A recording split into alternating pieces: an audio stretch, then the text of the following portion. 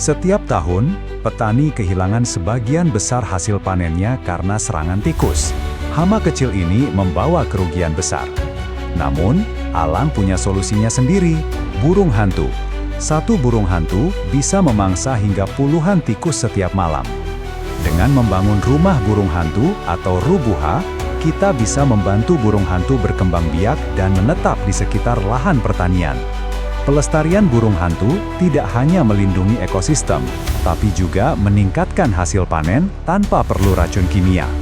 Ayo ikut gerakan pelestarian burung hantu dengan membangun rubuha di sekitar lahan pertanianmu.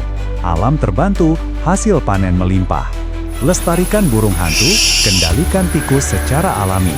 Bangun rubuha, jaga masa depan pertanian kita.